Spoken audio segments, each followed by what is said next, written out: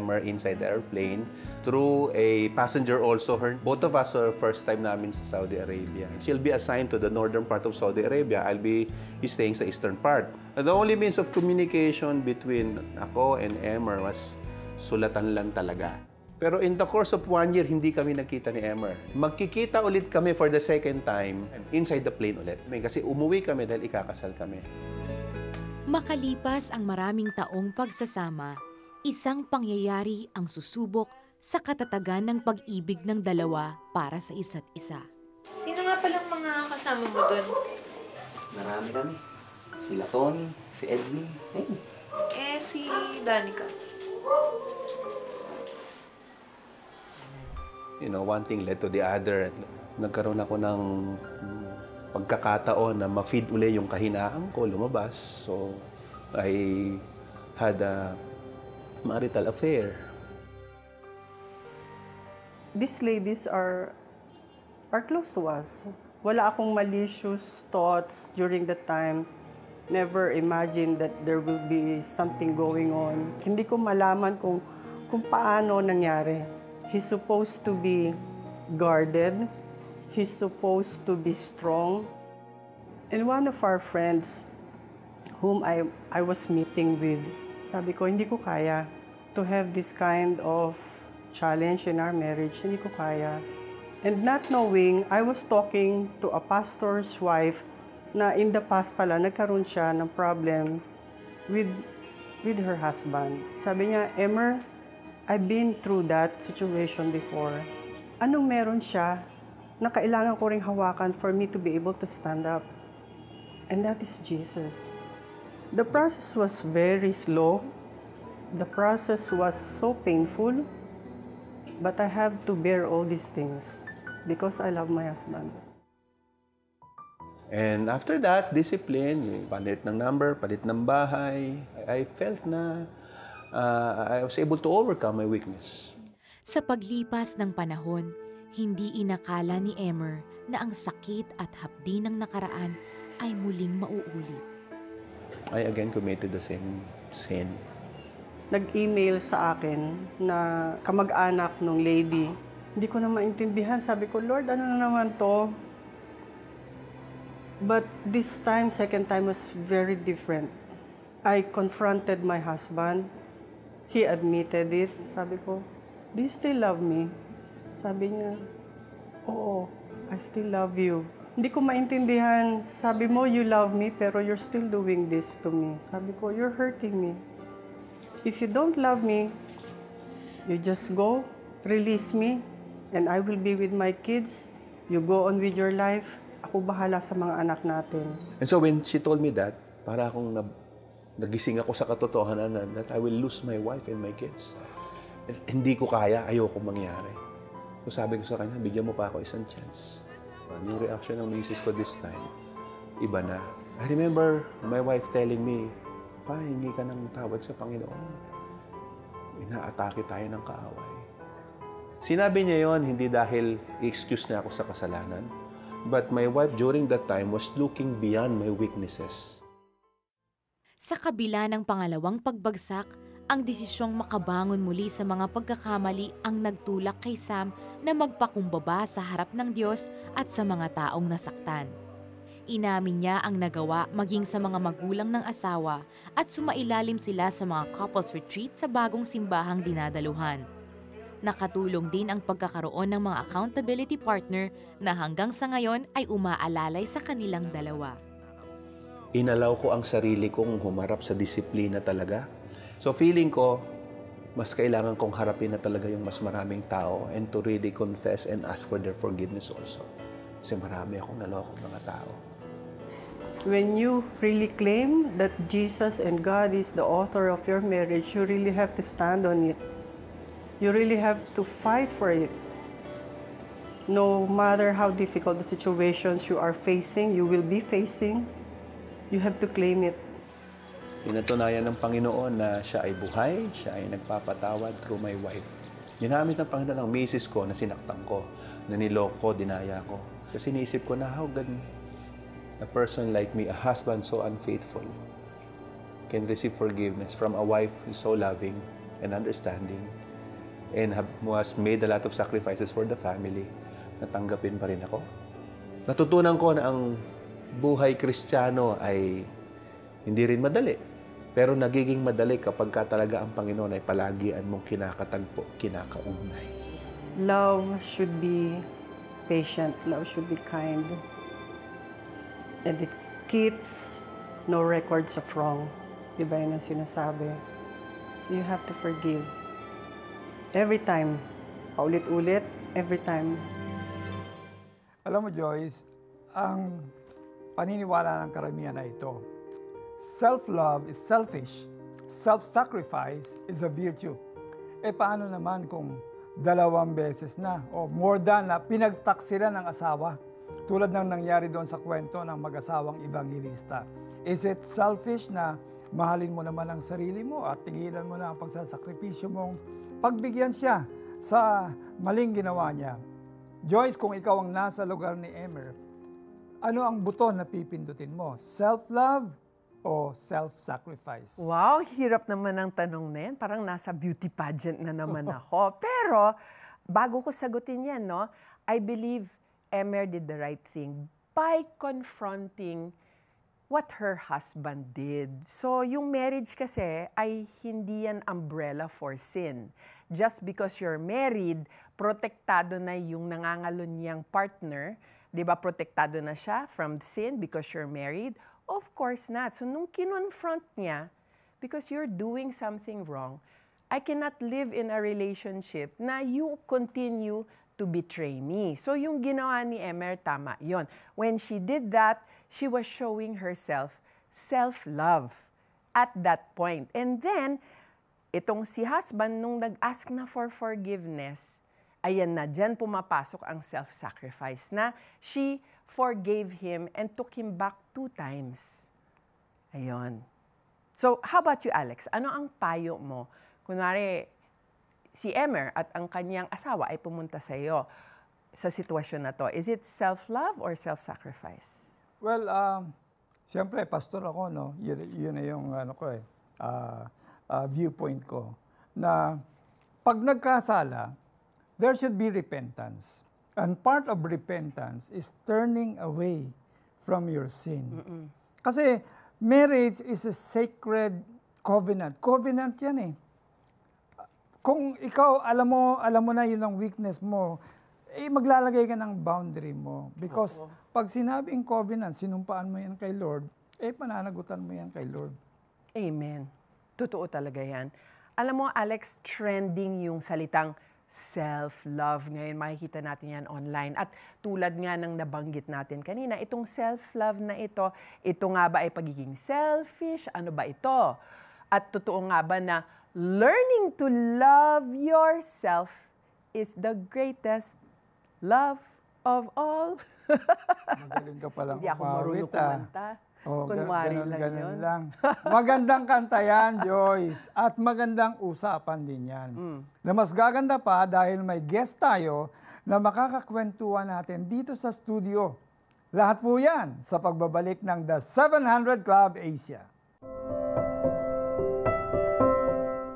Ang pag-asa ay parang isang buto. Kailangan ng pag-aaruga upang lumago. Dahil sa inyong suporta, patuloy ang CBN Asia sa pagtatanim ng pag-asa. Hindi tayo titigil dahil marami pa ang kababayan nating nangangailangan nito. Maging kabahagi na at mag-donate ng 500 pesos sa CBN Asia. Bilang pasasalamat, makakatanggap ka ng access sa A Proverb a Day Reading Plan and 31-day video devotional to gain wisdom, guidance, and encouragement for daily life.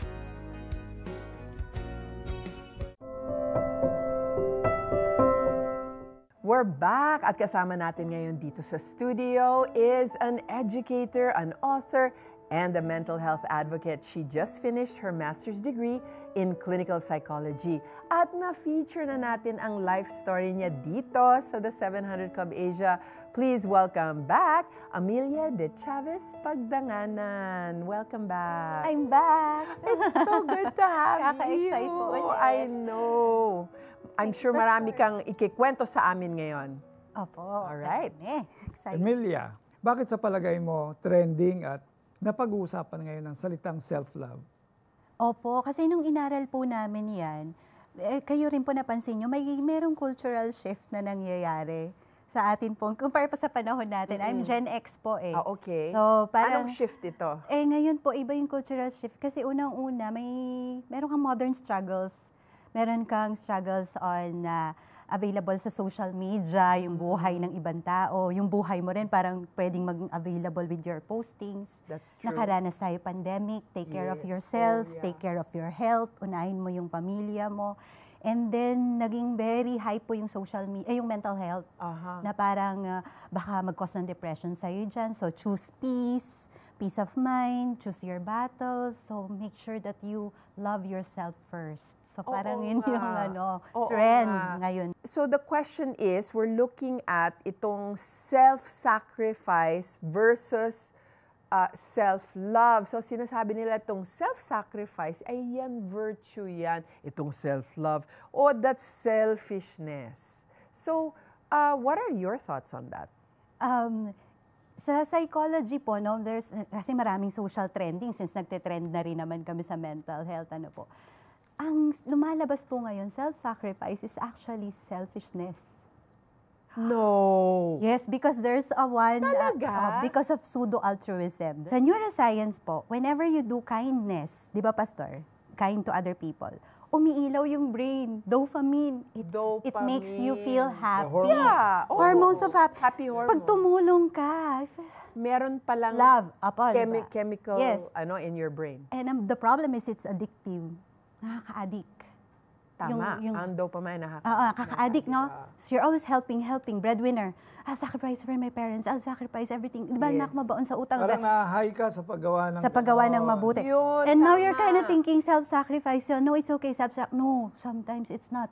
Wala kang foundation. Wala siya. Saan galing yung love? If it's galing from a brain of self-addiction sa dopamine, Right. then it's actually a self-love, not self-sacrifice. I see. So there has to be Dapat hindi umiilaw yung brain. a source. Dapat, naku, parang naiba yung Yes, nagkaka-paradigm paradigm shift ako. po tayo. Yun po yung gusto Oo. natin sa audience, for you to understand na iba yung self-love na may source.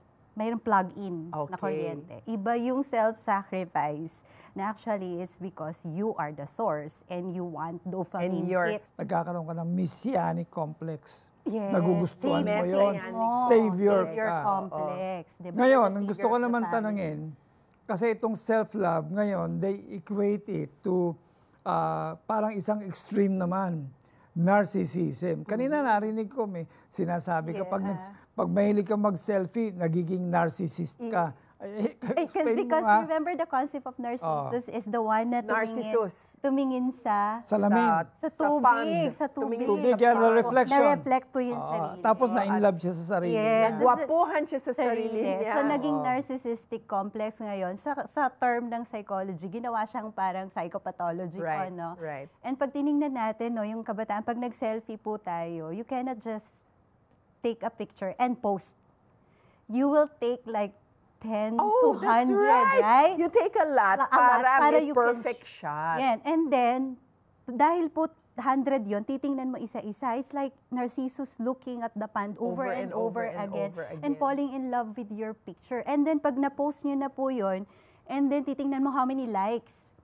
So that is not the good or healthy Yeah. kind of self-love. Sabi nga nila Is it narcissist? Ano ba ang, paano mo alam kung narcissistic po na kasi yan? nakatingin sa sarili palagi And the term itself, di ba? So, Like, you nakatingin. mean, if you don't watch out, nagiging ganun ka?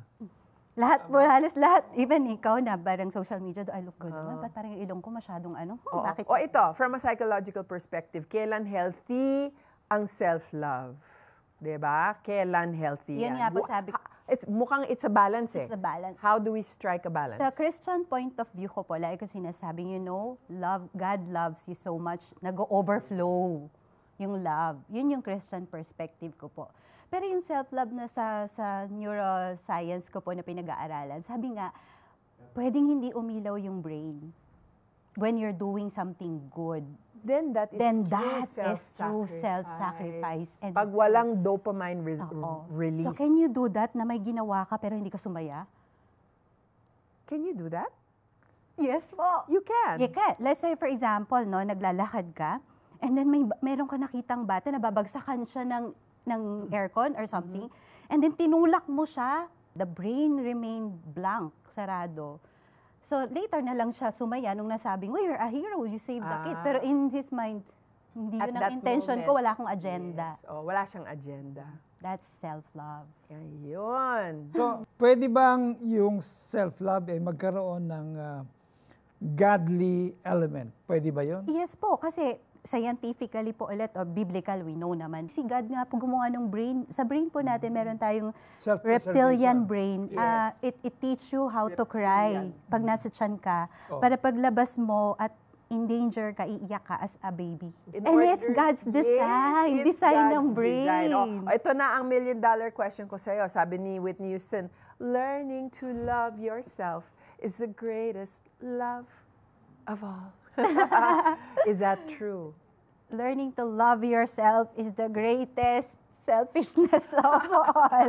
If you're looking at the perspective na pinag-usapan po natin kanina, psychology and God, sabi ko nga po, pag walang source of that kind of love, there's no way hindi ka mauubos. No? Yun yung source na binayaran ng dugo ni Christ. Amen.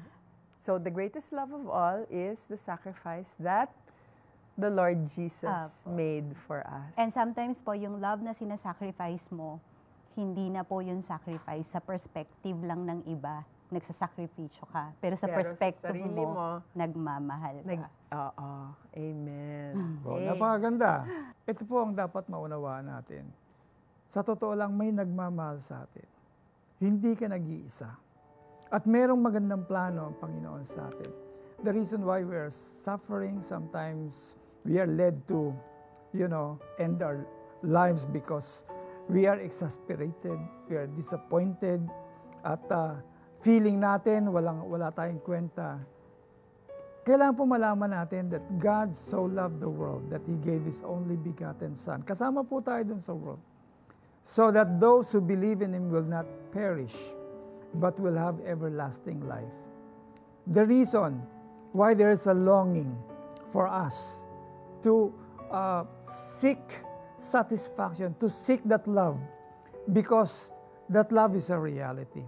And that love can only be found in Jesus. At yun po ang purpose niya. Maramdaman natin yung pag-ibig ng Panginoon para sa atin, because that love is so powerful, it can forgive our sins, and it can restore us to the original intent of God, that we become in His likeness, showing love. So, kung yan po ang nais ninyo, tayo pong lahat ay tumawag sa Panginoon. Tayo po ay manalangin. Sundan niyo po yung aking mga dasal. Amang banal, salamat po sa pagkatunay nga na ipinapakita niyo sa amin na kayo ang Diyos ng pag-ibig. At hindi niyo po kami pinabayaan, Lord. Hinayaan niyo kami na magpasya sa aming sarili kung sino ang pipiliin namin. At pinipili namin kayo over all the promises of this earth, of this temporary place that we are in, Lord. Alam namin, Panginoon, na ang plano mo sa amin, Lord God, ay maging katulad nyo. At maranasan namin yung pong buhay na walang hanggan. Ang buhay, Panginoon, na overflowing, sufficient, Lord God. So, sinusuko namin ang aming buhay sa inyo, Panginoon.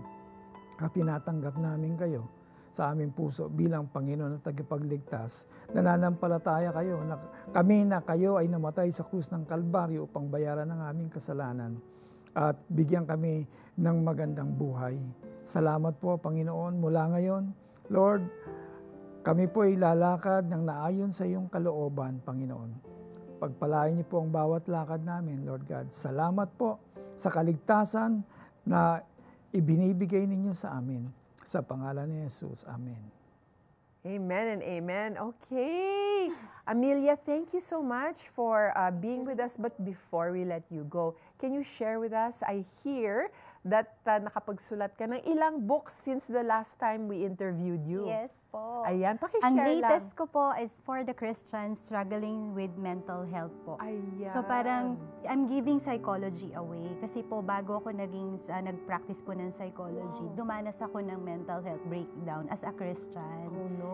So let's say meron po kayong small group and lagi kayong nakaka-encounter ng depression, anxiety, pero you don't know you don't know what to say. What to say in a biblical perspective. Hindi Yeah, ka rin in a naman godly psychology. perspective. Opo.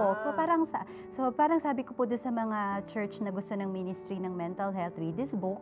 Tuturuan po namin kayo na i-align yung depression sa Bible, yung anxiety sa Bible, yung panic attack sa Bible, para pagka yung nagka-counsel ka. Correct. Saka siguro, May idea ka na kung anong sasabihin. Yes po. Na biblical Na biblical Bible based and scientific based din para lang mabalanse. saka ang maganda, yung iba tinatago kasi, parang nakakahiya.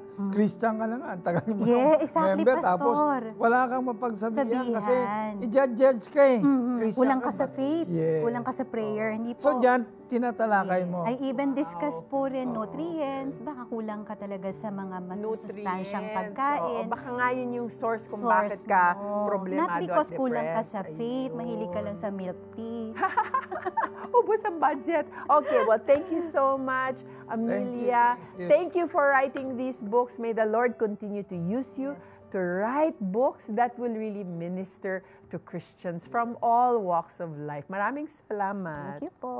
Panginoong Jesus, tinatanggap ko po kayo na aking Panginoon at tagapagligtas. Sumabay ka ba sa panalangin upang tanggapin si Jesus? Narito ang CBN Asia Prayer Center para sa iyo 24/7 upang tulungan kang magsimula ng panibagong buhay na punong-puno ng pag-asa, kapayapaan at tagumpay. Just text YES, your name and location o mag-chat sa The 700 Club Asia Facebook Messenger.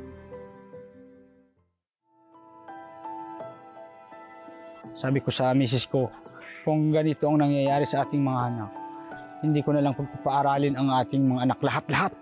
Nagwala na. Yung mga hayop natin ay naibinta na. Umiyak po ako nun kasi kala ko po hindi na talaga po maabot yung aking pangarap. Hanggang doon na lang po. Kabilang ang pamilya ni Hamin sa tribong Mangyan at nakatira sa kabundukan sa sitio Sinariri, Mansalay Oriental, Mindoro. Nagsimula akong mangarap dahil din po sa kalagayan po namin, mahirap. Kulang baga po sa kaalaman yung mga naririto po sa amin, nadi-discriminate po kami. Ang pangarap ni Menya na maging guro at makatulong sa kapwa katutubo ang nagbigay sa kanya ng lakas ng loob para ipagpatuloy ang pag-aaral. Namasukan siya bilang isang kasambahay pagtuntong ng high school hanggang senior high school. Nakagraduate at nagpatuloy sa kolehiyo. Pero habang siya ay nagpapatuloy sa kanyang pangarap, isang pagsubok ang pinagdaanan niya. Second year college siya nang mabuntis ng kanyang boyfriend. Gayunpaman, hindi nito napigilan ang pagnanais ni Menya na makapagtapos kahit pa sa huli ay iniwan siya ng kasintahan. Nagpatuloy si Menya sa pag-aaral hanggang sa manganak. Ang pagsisikap ni Menya sa buhay at paulit-ulit na pagbangon sa gitna ng pagsubok na sinamahan ng pagtitiwala sa Diyos ay nagsilbing inspirasyon. At nang magkaroon ng iba't ibang programa ang Operation Blessing sa kanilang lugar sa Sinariri, napabilang si Menya sa mga scholars ng Back to School project ng Operation Blessing. Dahil po doon nabayaran po yung utang ko sa dorm at yung pang-graduation fee ko po. Sobrang malaking tulong po ng Operation Blessings, lalo na po sa prayer po, maging sa financial po. Parang naging motivation ko po yun para lalo ko pa pong pagsikapan o pagbutihin po yung aking pag-aaral. Maliban sa scholarship ni Menya, nakapagpatayo rin ng Operation Blessing ng school building sa Sinariri High School, kung saan ay dito rin nagsilbi si Menya bilang temporary teacher habang inaantay ang licensure exam. At kamakailan lang, isang magandang balita ang dumating sa pamilya. Dahil sa wakas, nakapasa na si Menya sa licensure examination para sa mga teachers. Naging beneficiary rin ang kanyang tatay Hamin at ang komunidad ng livelihood assistance para sa kanilang pandayan. Sa wakas po ay parang nabot ko, hindi lang po parang nabot ko na po yung pinapangarap ko pong maging teacher at maibahagi ko na rin yung mga kaalaman ko sa aking kapwa minority. Maraming salamat po at God bless you po. Joyce, na-imagine ko na yung frustration na nararamdaman ng tatay ni Menya sa nangyari kay Menya. Nagsikap siya para sa mga anak at ang tanging hangad lamang niya ay mapag-aral ang mga ito. Tapos, ganun pa ang mangyayari. Para sa isang ama, napakasakit nito. Oo nga. But you know what? Praise God for second chances, di ba? Hindi hadlang ang pagiging dalagang ina para maipagpatuloy niya ang kanyang pag-aaral at purihin si God dahil nakapagtapos siya at ngayon ay isa ng ganap na teacher dahil nakapasa siya sa board. Kaya congratulations sa iyo, Menya. Proud na proud kami sa iyo. At hindi lang si Menya ang nakatanggap ng blessing, pati ang tatay niya nabigyan na rin ng kabuhayan. Patunay lang na hindi nasasayang ang tulong na ibinibigay ninyo sa CBN Asia.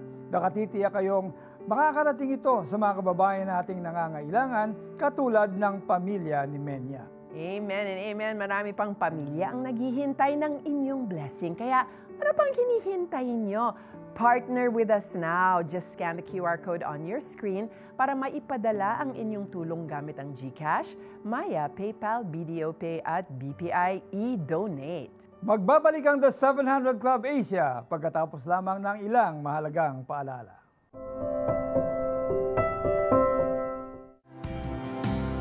Kaya hintay ka lang. Darating din ang panahon na tayo ay magtatagpo. Alam mo Joyce, sa pagtatapos ng ating programa ngayong araw, na-realize ko lang na ang tunay na pagmamahal ay hindi nagmumula sa atin. It begins always with God. Amen. Tamang-tama ka dyan, Alex. Madalas nating naririnig, no, na kailangan natin mahalin muna ang ating sarili bago natin mahalin ang iba. But you know what? The Bible gives us a different model. It's something far more beautiful and sustainable. Nung sinabi ni Jesus na love your neighbor as yourself, hindi niya tayo binibigyan ng tip tungkol sa self-love.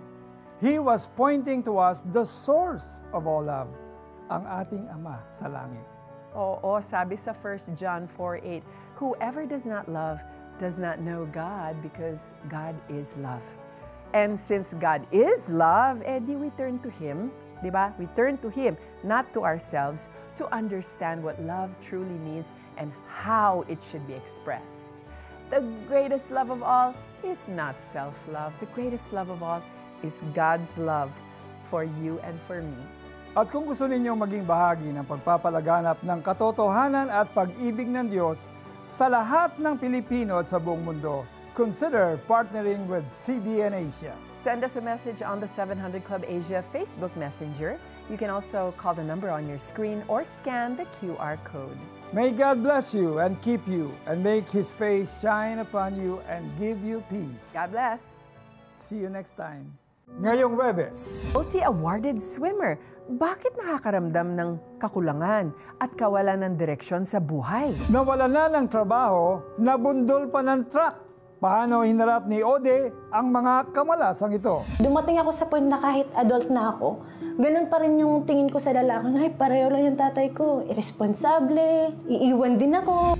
Dito lang sa The 700 Club Asia. Webes, alas 12 ng gabi sa GMA.